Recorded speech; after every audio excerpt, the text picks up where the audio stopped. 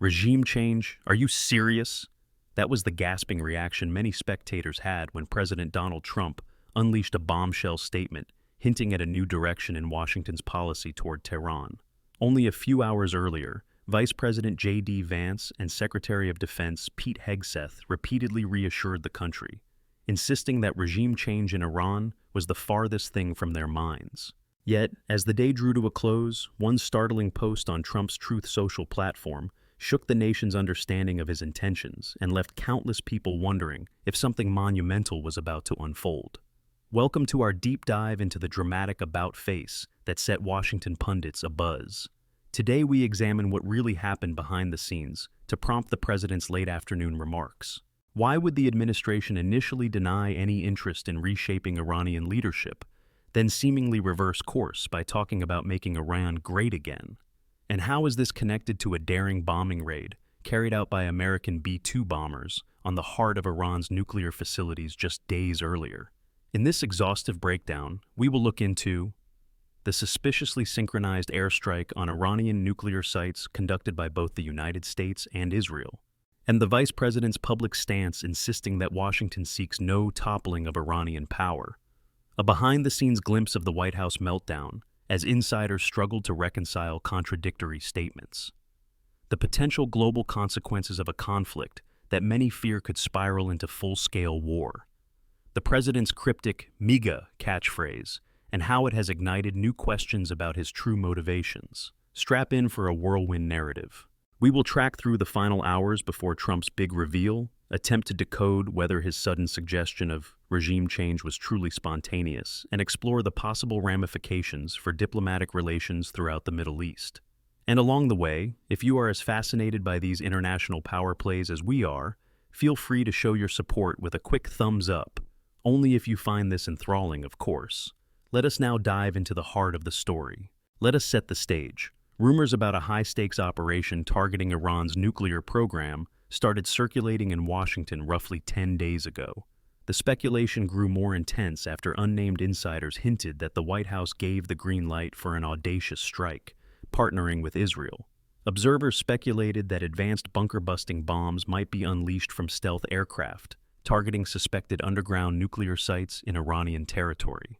The tension heightened when, on a weekend, news emerged that multiple B-2 bombers took off from Whiteman Air Force Base in Missouri under extreme secrecy. Officially, no one was prepared to confirm that these planes were heading toward the Middle East. However, inside sources in the Pentagon pointed to troop movements, unusual flight paths, and key signals intelligence as evidence that something big was in the works. In parallel, Israeli fighter jets were reportedly on standby, poised to coordinate with the American strike. Diplomatic chatter soared as ambassadors from every major power scrambled to handle the imminent disruption. Within 2 days, explosions rocked the outskirts of at least one major Iranian nuclear development site. Early statements from Tehran declared that defensive missiles had repelled a foreign aggression with minimal damage. Yet, as reports began to circulate, images and satellite footage emerged, suggesting that entire sections of these nuclear facilities might have been buried under rubble. Skeptics demanded to know which nation was behind this assault. Amid these uncertainties, Washington stepped up. Vice President J.D. Vance, flanked by key foreign policy advisors, confirmed that the United States had joined Israel in a coordinated effort to disable what he called some of the most advanced nuclear weapons development facilities on Earth. The vice president credited the B-2 bomber's stealth technology and specialized munitions as a major success, claiming it thwarted an imminent threat to global stability. Naturally, experts in the press hammered Vance with questions about what the White House's endgame might be in Iran. Was the aim merely to cripple its nuclear ambitions, or did the administration harbor deeper goals, like dethroning Tehran's existing leadership? Absolutely no regime change, Vice President Vance answered with unwavering conviction during an appearance on a prominent Sunday morning talk show. The administration's stance is crystal clear. We want to ensure that Iran cannot threaten anyone with nuclear capabilities. That is all. We seek no upheaval of their government. In fact, we look forward to engaging in discussions that pinpoint a more peaceful path forward. He added, "We do not want to drag this out or provoke unnecessary escalation. We took necessary measures in line with our national security interests, and we remain open to negotiation." Our objectives start and end with preventing nuclear proliferation. Similarly, Secretary of Defense Pete Hegseth publicly reiterated that the United States wanted to prevent Iran from gaining advanced nuclear arms, not to topple the supreme leader or bring sweeping change to the Iranian regime. Journalists pressed him on the moral hazards of attacking a sovereign nation's infrastructure, but Hegseth stuck to a consistent line. Our mission does not target civilians, and it does not seek to reorder Iran's political structure. All we aim to do is remove a dangerous threat from the region. For nearly 8 hours, this was the official line. Show of force, yes. Regime change, no. Then, in what can only be described as a political shockwave, President Trump broke his silence. He took to Truth Social in the mid-afternoon, casually typing a series of posts that would ignite confusion, excitement, and no small amount of controversy. The final post read, "If the current Iranian regime cannot make Iran great again, MIGA, why not have a regime change? Big things happening." That line alone, referencing Make Iran Great Again, or MIGA, introduced a brand new rhetorical flourish.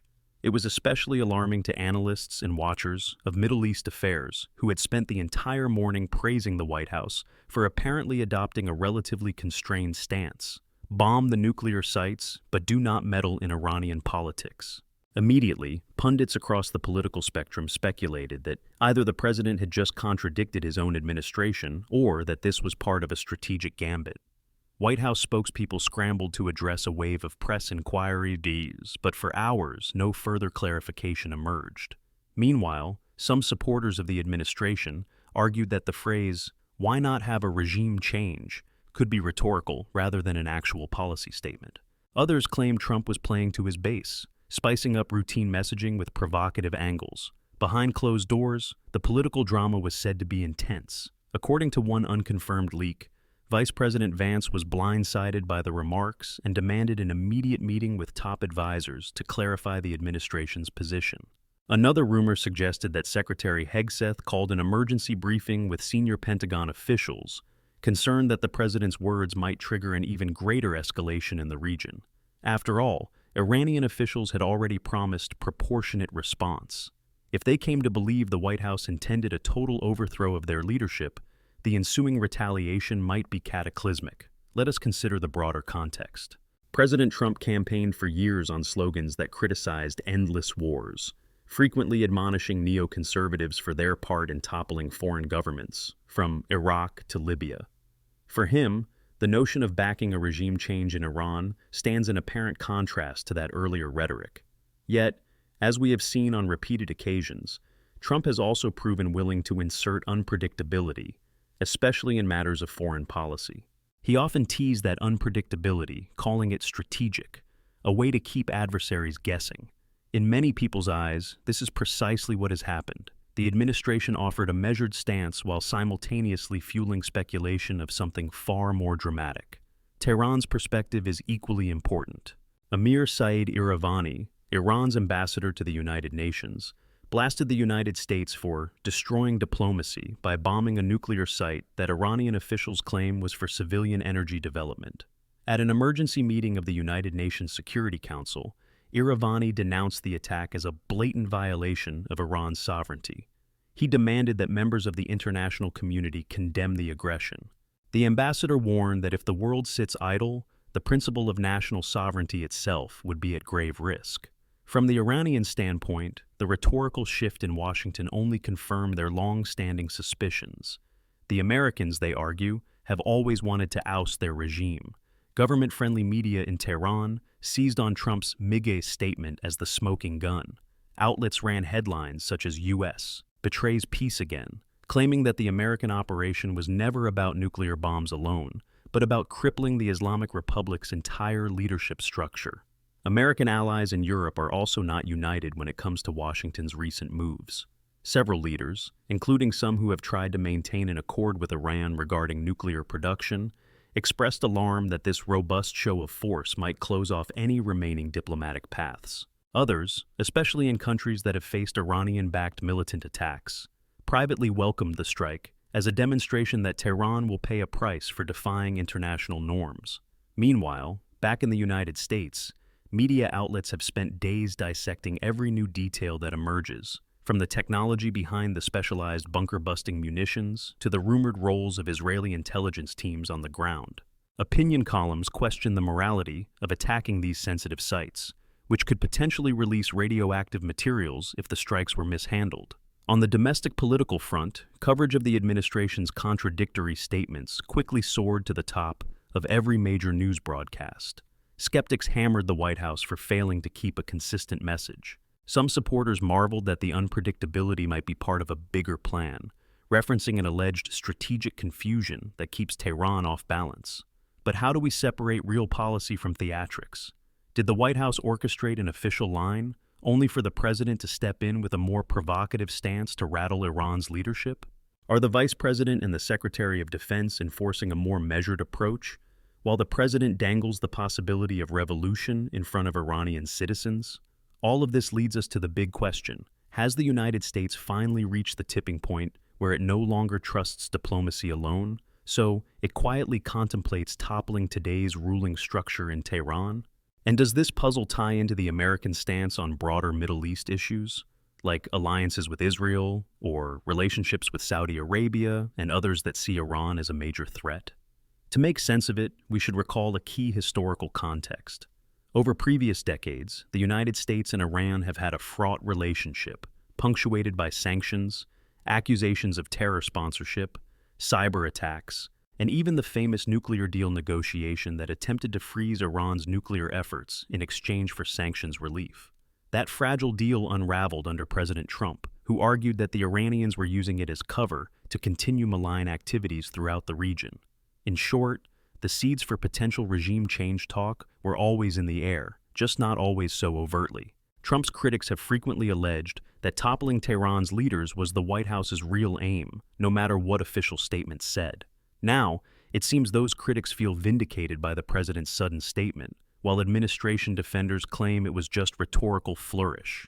To complicate matters further, the region is rife with overlapping conflicts. Iranian-backed militia groups in Iraq and Syria remain a concern for American troops deployed in the region. Israel has pressed Washington to adopt far stricter measures against Iran for years. The possibility that the White House might pivot from no regime change to why not regime change stokes fear of a sprawling confrontation that could ensnare multiple regional powers. We have not even touched upon the domestic ramifications for the White House, or the near certainty that Congress will be blindsided by the president's new pronouncement. Hardline senators might pounce on the chance to push for more punitive measures against Iran, while moderate voices caution that toppling regimes can have disastrous unintended consequences. In fact, we have to wonder whether the administration is truly unified. Vice President Vance has built a distinct political identity, often echoing the more traditional conservative stance that foreign interventions should be narrow and only undertaken in dire circumstances. Secretary Pete Hegseth, a name often associated with strong support for the military, nonetheless insisted that the goal was limited to preventing nuclear escalation. So, where does that leave them now that President Trump has tossed out the possibility of ending Tehran's regime altogether? Some experts believe we will see attempts to walk back the president's words in the coming days. The White House might issue clarifications that Trump was discussing hypothetical scenarios or did not mean to advocate for direct regime change. Eventually, official statements might revert to reassuring allied leaders that the policy remains purely defensive. However, the damage may already be done, at least from the Iranian perspective. Throughout Sunday evening, Iranian state media gloated that the American leadership was revealing its true face. The commentary painted Washington as a deceitful power, pretending to uphold diplomacy while secretly seeking Iran's downfall. Government officiants in Tehran suggested that the latest bombings intentionally aimed to kill key scientists, an allegation repeated from older incidents in which Iranian nuclear experts were allegedly targeted. Inside the Pentagon, an extraordinary hush settled in. Deep divisions may well be forming among those who believe the mission to neutralize Iran's nuclear facilities is complete, and those who see an opening for a more ambitious operation. If rumors are accurate, the top brass worry that even the appearance of seeking regime change might prompt Iranian retaliation and plunge American forces, as well as allied installations across the region, under serious threat. Indeed, with the entire Middle East on a razor's edge, stepping beyond nuclear facility strikes could be the match that ignites a wider conflagration. All this points to a White House in flux. For watchers of foreign policy, it is a gripping moment of truth. Can a single social media post upend months or years of strategy? Is the president well aware of the turmoil he might cause? Or is he simply letting his convictions slip out unfiltered? Let us pause here for a second. If this story has you on the edge of your seat, wondering how or why a single suggestion of regime change might upend global diplomacy, take a moment to subscribe so you will stay updated on every twist and turn. We only mention it because developments in Tehran, Washington, and across the Middle East are evolving so rapidly that you will not want to miss the next big revelation. Returning to the timeline, the press conference that had originally been scheduled for Monday morning was postponed without explanation. Vice President Vance's aides claimed he needed to coordinate with the Pentagon. Secretary Hegseth's office also advised reporters further guidance will be provided, but offered no explanation. Some suspect that intense internal negotiations are underway, with senior officials striving to realign, or at least appear to realign, on the delicate Iranian question. No matter how the administration attempts to smooth over the president's statement, the reality is that the genie may be out of the bottle. Observers point to old incidents from the early 2000s, in which policymakers in Washington insisted they had no interest in forcibly reconstructing certain Middle Eastern governments, only for the subsequent chain of events to prove otherwise. That memory looms large in the minds of many who fear that any talk of regime change is more than rhetorical. Of course, there is also the standpoint that perhaps Trump's post was an impromptu remark designed to rattle the Iranian regime psychologically. Some in the intelligence community argue that sowing doubt and confusion inside Tehran could apply pressure. If local citizens believe the top men in power might be ousted, perhaps that fosters internal dissent or forces their leadership to the diplomatic table. Yet the risk is that a cornered regime could lash out, accelerating ballistic missile tests, forging closer ties with adversaries of the United States, or even launching direct attacks on American troops in neighboring countries. Behind the theatrics, a harsh reality sits. The massive bombing was real, the bunkers were truly penetrated by advanced ordnance, and multiple explosions rocked at least one Iranian facility. This was not a symbolic gesture. The president's social media messages are merely the rhetorical icing on a cake of newly escalated confrontation. Yet words do matter, especially with an adversary that frequently references perceived American hypocrisy in global affairs. At the heart of everything stands a core question. If the nuclear threat is obliterated, as certain administration officials claim, would the White House be content to stand down and seek renewed negotiations? Or could these latest developments herald a permanent shift in strategy, one that aims for sweeping political transformation in Iran, whether or not the administration publicly admits it? For now, the narratives from different corners of the administration remain at odds. Vice President Vance seems determined not to paint this as a quest for regime overthrow. The Department of Defense insists its priority is to prevent nuclear escalation. President Trump, however, has teased a more ambitious resolution, echoing the phrase, "Make Iran great again," as if to plant the seeds of a new approach, a stark departure from his repeated condemnation of so-called regime change wars. As often happens in these delicate circumstances, the truth may lie somewhere in the middle. Perhaps there is no official plan to forcibly remove the Iranian rulers, but the White House is open to the possibility of that leadership collapsing if hostilities escalate. Or perhaps the president is spontaneously expressing sentiments that have long stirred in him, while advisors labor to keep a lid on them. Whatever the case, the potential for escalation is undeniable. Iranian hawks might think that Washington, having gone this far, is unlikely to back down. Not only was a major strike carried out, but the speculation over regime change puts Tehran on a sharper defensive posture. Diplomatic gestures, if they come, must be carefully choreographed to avoid showing weakness. Meanwhile, American allies are watching closely, some with relief that strong action was taken to curb nuclear threats, others with alarm that a conflict could spiral out of control. Within the United States, the commentary has become a swirl of partisan bickering. Foes of the administration argue that Trump's unpredictability is endangering American troops, while supporters hail him as a decisive figure, unafraid to rattle old frameworks. For everyday people whose lives may be affected by these changes, from residents in Tehran worrying about incoming bombs to families of American personnel stationed in the region, the stakes are extremely real. The coming days and weeks are poised to reveal whether the White House can unify its position or whether Trump's impulsive messaging will overshadow official statements from the Pentagon and the Vice President's office.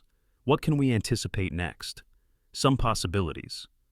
A White House attempt to smooth tensions by clarifying that regime change was, at best, a hypothetical reflection on the Iranian government's performance. Send a more hawkish approach if Iranian officials retaliate, possibly prompting Washington to ramp up pressure or even enact further strikes.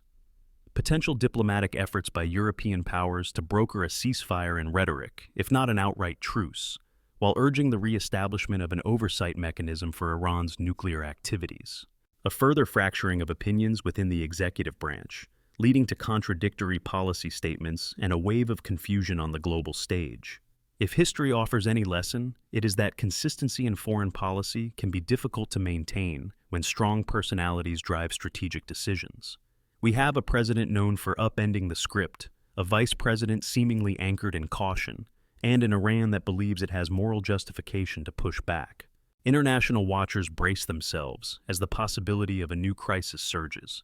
In the end, perhaps the half-joking phrase, "Make Iran great again," was not as spontaneous as it sounded. Could it be the prelude to a new formal initiative from the Trump administration, unveiling some grand vision for a post-theocratic Iran? Or was it a mere social media flourish, with no deeper meaning than to spark chatter among supporters and critics alike? Stay tuned, because each passing hour brings fresh revelations and reactions. We will continue to monitor official statements from the White House and the Pentagon for any sign of alignment or further divergence. If you found today's look at these high-stakes developments compelling, please remember to drop your support by giving a nod of approval, so we know you are eager for the next investigative piece. We promise to be here, gathering every angle, delivering thorough examinations, and cutting through the noise to interpret the facts. What we do know is that the Middle East once again stands on the precipice of uncertainty. Whether a regime change in Iran becomes official policy or remains a rhetorical flourish, the ramifications could stretch far beyond Tehran. The world's eyes are fixed on the White House, waiting for clarity, seeking a stable plan in an era of abrupt social media bombshells that can shift the geopolitical balance in a single afternoon. For now, the president's unanticipated pivot has left top officials scrambling, Tehran fuming, and America's international partners caught off guard. Are we on the brink of a drastically different approach to Iran, or is this just another chapter in the Trump administration's ongoing strategy of calculated unpredictability? Only time will tell. The ever-evolving narrative continues, carrying us along on a current of suspense toward the next revelation in this extraordinary tale.